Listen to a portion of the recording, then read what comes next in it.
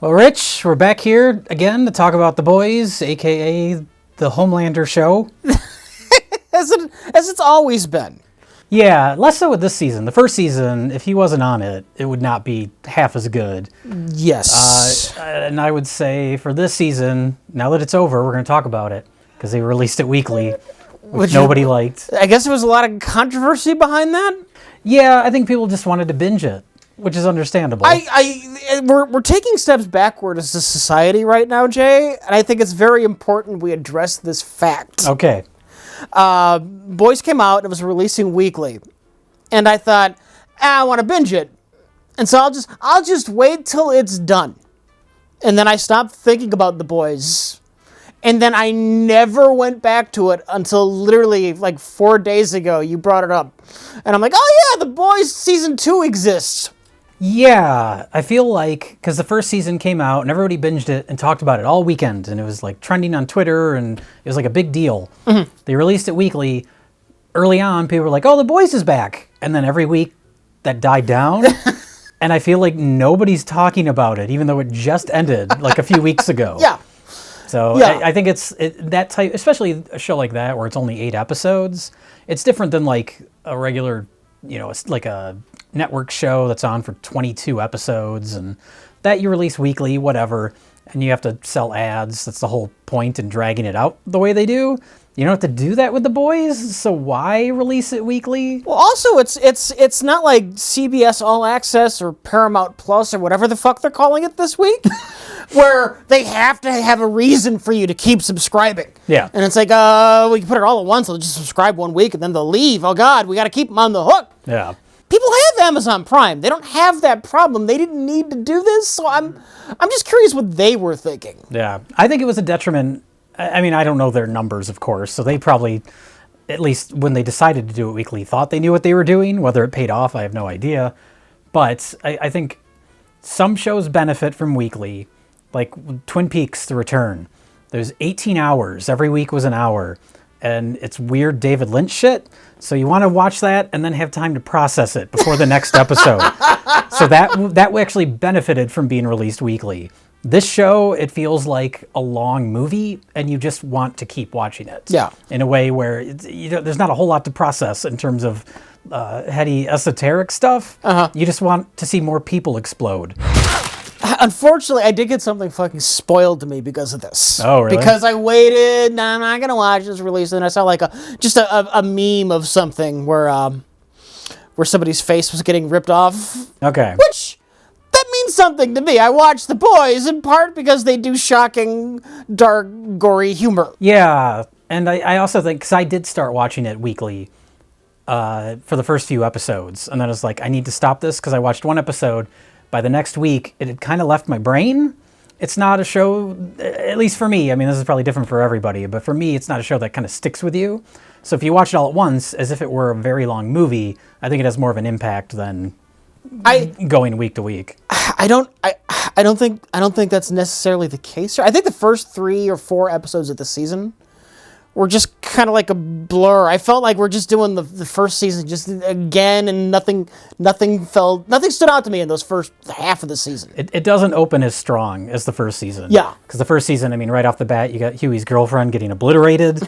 You've got the what's his face, the Deep, doing his sleazy Me Too stuff to Starlight. And like, it really hooks you right away. Yeah. And this season, I feel like, and maybe that was by design, because I think as the season goes on, it actually gets stronger than the first season. Yes. But it takes a while to get there. Yes. For first half of the season, just felt like everyone's sitting around in a basement. Christ. Well, yeah, they are. That's literally what they do. I think it's one of my complaints with the series as a whole so far. The boys themselves don't appear to do very much or be very effective. Yeah, I mean, like I said, as the season goes along, they definitely do. But we get there. We get there eventually. I feel like the first half of the season is doing something that would be a complaint about the first season, which is the boys themselves, and that includes the female boy. But yeah, Kimiko, like it gives all those side characters a little bit more. It fleshes them out a little bit more. all the, like Frenchie, Kamiko, all those characters, they feel like more well-rounded characters than the first season. Yeah. The first season was Homelander and Butcher, and that's like all the other characters are just in Huey service and of that. Starlight. Huey, yeah, a little bit. He's intentionally the everyman. That's his role in the show. Yeah. He's your kind of entrance point into the series. But it was all about Homelander and Butcher. And this season, I feel like everybody else gradually, but eventually everybody kind of rises to that level. Basically started about like episode 4. Yeah. Well, I think this is going great. We got a new character. We got Stormfront. Well, she goes along with, like, I felt this way about the first season and more so with this one, where it's kind of tackling a lot of contemporary issues. It feels very of the time. Yeah. And some of her dialogue is a little too on the nose, like when she's talking about SJWs and stuff. Like, whenever you hear stuff like that, it just makes you cringe. But the purpose of the character, I think, is well done, where that aspect of her, like, of intentionally causing outrage online, like causing arguments and debates online, is it feels very relevant in a way where it's not... It works in service of the story. It doesn't just feel like we're talking about current issue, where it's like that can be kind of cringy sometimes, where it's so like hitting you over the head with it. And this, I think, was integrated in the story pretty well. Has anyone done that yet? Is this the first time we've had a character who's used memes to manipulate the populace? I don't know. It might be. Is that something we're just going to see more and more of in the future? That's just going to be what villains do from here on out? Yeah. Well, it's tricky because you don't want it to come across as like eye-rolling. I always just think of George Romero. I think of his like Land of the Dead, where he's like, we're talking about Bush, and it's just hitting you over the head with it. Or Diary of the Dead, where he's like, the internet exists, and he just feels so out of touch. Like, this feels like they know what they're doing a little better. I have to log into the internet and hack the mainframe. The mainframe? The mainframe. Look, in the boys, it would be the mainframe. Okay, yeah. Yeah, her and Homelander, like, it's funny because I never really thought of Homelander as being, I mean, should we just say spoilers? Yeah, I think at this point, we've talked about it enough. We got our general impressions without spoilers. We'll get into spoilers.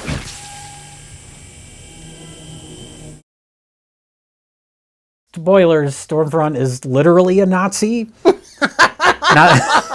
Not just some sort of, like, troll on Twitter. Like, she's actually a Nazi. Like she's 100 years old. She's kind of like a Palpatine style of evil, where she's not like grim. She's very cheerful. She's very happy. Yeah, that's the creepiest stuff in the show, especially when they go, Stormfront and Homelander start trying to kind of groom his son, and they're so intimidating and scary while acting cheerful and happy. There's like those scenes when they go visit the mother, and he's showing them. Like, he makes little Lego movies on his iPad or whatever, and just the way they start talking to him, where they're so polite and they're so like cheery, but it's so the underbelly of what they're doing is so creepy. Yeah, he's a wussy, and we have to change that behavior. Yeah. That's an other theme running through this with fathers specifically, but parents in general turning their kids into monsters, just like them. Because that's what happened to Butcher. That's what happened to Homelander. Yeah, I think it's the last episode or second to last episode where Stormfront says, "People love what I have to say. They just don't like that word Nazi." And you're like, oh, it makes your skin crawl. But I love they're making their Justice League movie. Just that like aspect of the fake corporate kind of social justice-y pandering stuff. Girls get it done. And cut a rehearsal. No one move. No one move. No one move. Oh, the women get it done. Girls get it done. Yeah. That, and then like the like pride bars, like they take Queen Maeve being a lesbian and they marketed it. They market it, all that stuff, and then the Deep, who he kind of in the first season, after he was kind of one of the main inciting incidents of the whole show, and then he kind of went away for a lot of it. This is something Garth Ennis does, and I pronounced his name wrong last time. I kept calling him Garth Ennis. Okay. Because I've only seen it in print. And I would like to issue a personal apology to Garth Ennis And that is presuming your name is pronounced Ennis, because I have only heard that I was pronouncing his name wrong last time. That doesn't mean I am pronouncing it right now. What if people told you were pronouncing it wrong just to troll you? That could be it. However your name is pronounced, Garth Ennis and/or Enos, I love your work. Rich, if you really loved him, you'd learn how to pronounce his name. Can you please send me a voicemail letting me know how to properly pronounce your name? Maybe he's on Cameo. This is something Garth Ennis has just done, like in Preacher. I don't know how familiar you are with Preacher. I know of it through you. That's about it. Have you heard of the character Arseface? Yes. Okay. He's a part of the first storyline, kind of like the Deep. You have that whole sexual Me Too thing going on. Mm-hmm. And then he's kind of out of the main story, but he just hangs around for the entire run of Preacher. Even though he doesn't interact with anybody else, like, ever again. It's just every now and then we cut back to Arseface. What's he doing? And that's kind of what they're doing with the Deep.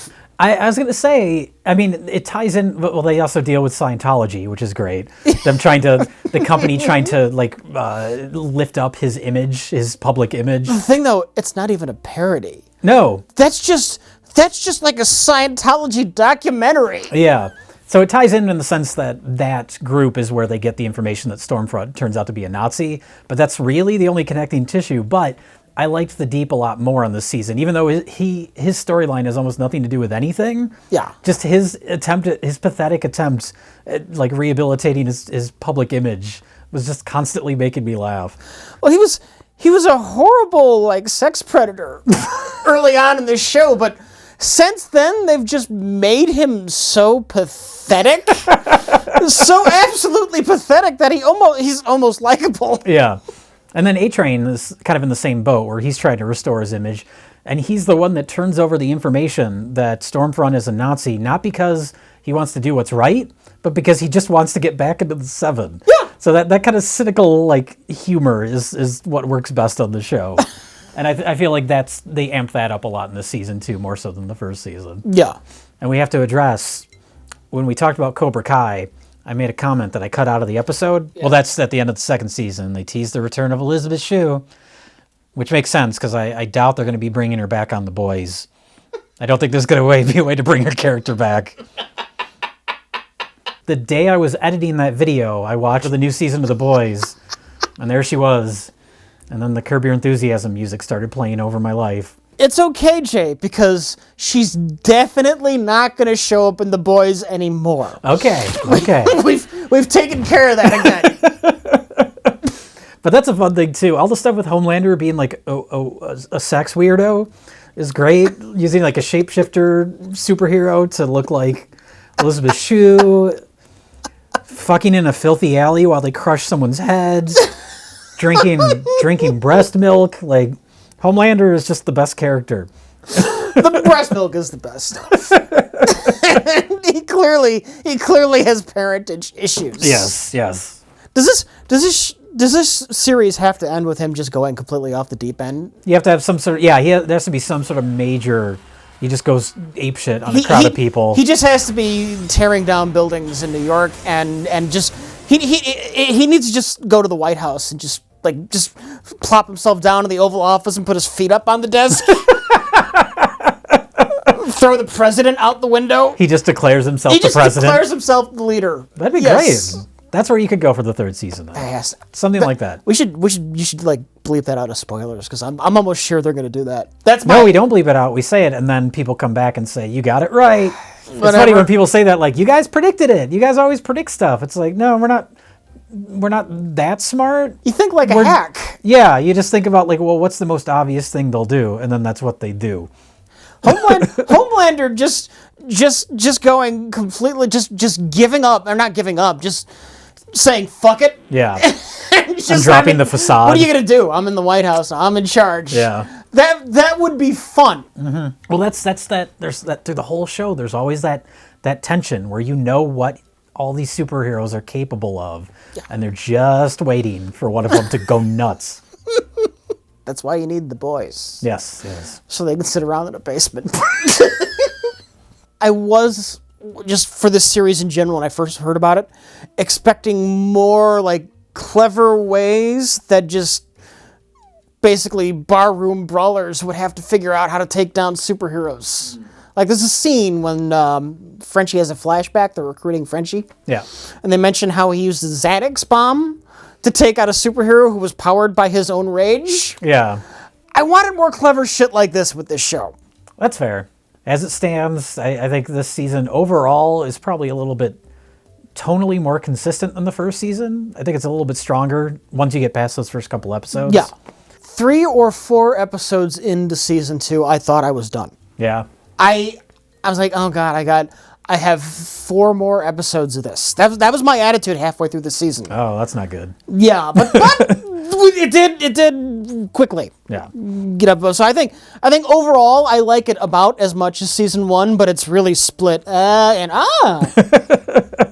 Yeah, you got to slog through the first couple episodes. Yeah. It doesn't even have any really great gore until the second half. I know. The gore is interesting because, I mean, there's a scene where just a ton of people explode. And I love it when a whole bunch of people explode. So that's great.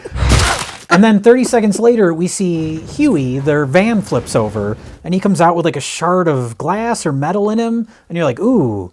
And like being able to balance that between those two completely different types of violence is kind of amazing. When something so extreme happens, like people's heads just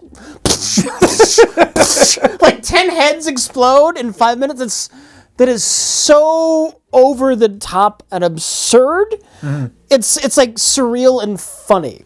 Yeah, that's true. It's the fact that, well, for one, Huey's a character we know, and the fact that it's not like this huge gory explosion, it's just like a simple stabbing. I think it's something you can connect with more. You can connect with more, it made it more real. Mm-hmm.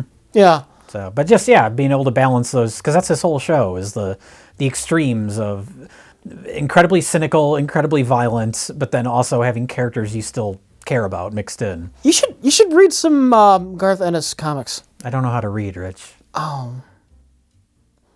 How do you do the credits if you can't read? The what?